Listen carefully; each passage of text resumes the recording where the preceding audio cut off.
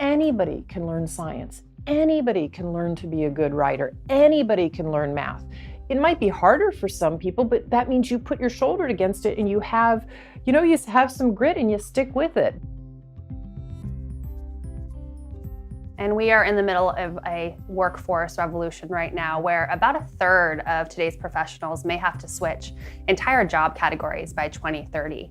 Is the global workforce ready for that? And how does education play a part in making sure that they are? I think it's hard to speak about the global workforce because I think the things that we're talking about in the high-income countries, robotics, machine learning, artificial intelligence, those are absolutely happening. In the developing world, they're still trying to figure out, manufacturing jobs and the gig economy. And so I think, we need to talk about globalization, but we need to talk about what the global workforce looks like. But absolutely, job skills training make a difference, whether you're in a low-income country, middle-income, or a high-income country.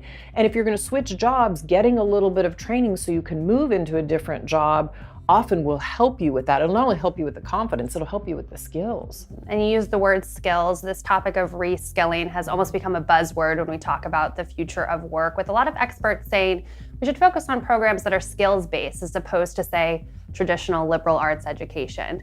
You and I both went to Duke. Do you feel like college programs like that will always have a place in our ecosystem? They will always have a place because having a great, whether it's a liberal arts education or a science education, it's about your curiosity and your learning and how you put your thinking and your shoulder against the big problems of the world.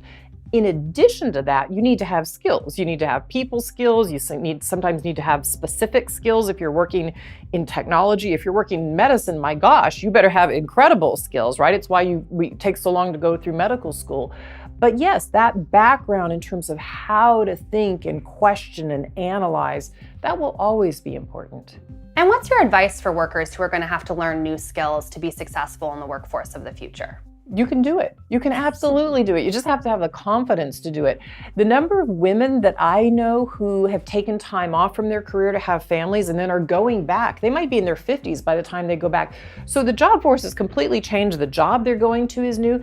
As long as they have the confidence in themselves and they surround themselves with other people who believe in them and they learn the things they need to learn, they can totally do those jobs. And not only do they have those kinds of skills, turns out they have a lot of other skills from raising kids. They're incredible multitaskers. They know what grit looks like. They know the importance of, systematically working on a problem. So I think anybody can learn the skills they need for a job. And it's funny, it's one of the things that I love about my husband, to be frank, is he believes anybody can learn, and he's right. But we can all learn, and we can all be retrained, and we can all reskill ourselves if we want to. There is nobody that can't do that.